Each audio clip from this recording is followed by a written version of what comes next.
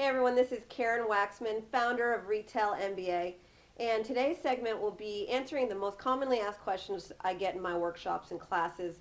People always ask me, Karen, what is the difference between manufacturing versus licensing a product? I hear this word licensing floating around. What's the difference? Can I do both?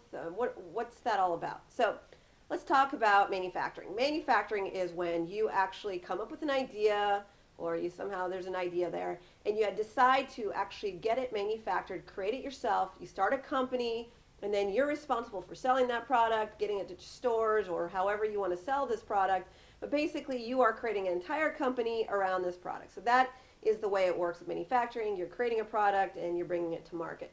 Licensing is very different. So what licensing is it enables somebody who has a great idea, or maybe even a product they've already developed, to actually take that idea or that product and actually give it to a large company who will actually rent that idea or that product from them and will actually handle all the manufacturing, all the distribution of that idea and or product. So basically, let's give you an example. So you've heard of Clorox bleach. Well, Clorox is a big company, and if you actually went to their website, you'd be surprised that they have a bunch of different products, not just bleach. They are, their products include the Masterpiece barbecue sauce and all sorts of other stuff. So they have a whole portfolio of products. So with Clorox, they have this massive distribution channel, right? So they sell into Walmart and all the big chains, right? Well, what happens is that they are constantly, since they have all the shelf space to fill, they are always looking for new products to put on in the shelves of these chain stores. So what they want to do is find people who have great ideas or products and basically funnel them through as their own products and bring them to market. So they will pay somebody, they'll give them a stipend, basically a percentage of every unit sold if they decide to license your product. You're basically renting your idea to this company. So if Clorox liked your idea, what they would do is they would go and actually develop it, handle their own manufacturing and so forth, and then distribute it out. And then you'll get some royalties every time they actually use your product or sell your product. So this is a totally different way to handle and bringing a product to market than if you're actually manufacturing and doing the work for yourself. So you can actually rent your idea to these companies and they'll actually handle everything for you. So you can conceivably come up with a bunch of different ideas and then move from there.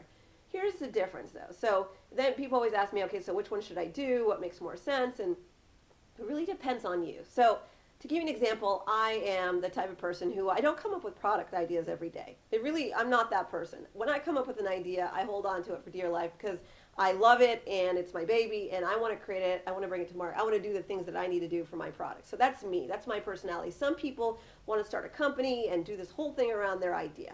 There's other people who come up with a million ideas all the time. So new product ideas and so forth. And so, for them, renting out an idea to a big company is a great idea because you can just get royalties and not have to do anything. Sometimes some people don't want any of the headache of creating a business or anything like that. So it really depends on your personality and what matters to you. Here's something to consider about manufacturing versus licensing though. So one thing to note is that you could do one or the other or both. So I know a lot of companies who start out when they manufacture a product and then they bring it to market and then they're not selling very well, they're not very good at the selling part, or they're having some challenges or whatever, and then they go out and explore licensing options to these companies, and then the company likes it because they've actually manufactured it and done all the basic work, and then people get licensing deals, and then they give it to the company, and the company handles all of it, and they just get a small royalty. So they'll get a tiny percentage of what they initially would have gotten if they would have created it themselves and done it themselves, but who cares? Some people really don't care. So there is a possibility that if you manufacture a product, you can go and license it later. Or if you start going out and trying to license your product and you're not getting anywhere and the companies aren't picking up your product, then, a lot of people go to manufacturing. So then I tried the licensing route, and then they went and they created a product, and then they actually brought it to market themselves. So the cool thing is that you have options. So you can try both, you can try one or the other, it depends on you. And some companies get really lucky where they go out and they bring their product to market, they sell it everywhere, and then they do licensing deals with certain companies who maybe can take on their products in certain areas. So maybe it's a geographical area, or maybe they decided to license it completely for a sum of money. So there's a lot of different options there. Bottom line is, you just have to determine what makes sense for you and your business and where you are today. So anyways, I hope that provides value for you. The cool thing about products is there's so many options of bringing a product to market. It's just really determined by what it is that you want and what kind of lifestyle you want to live. So anyways, this is Karen Waksman, Retail MBA at retailmba.com. Thanks so much.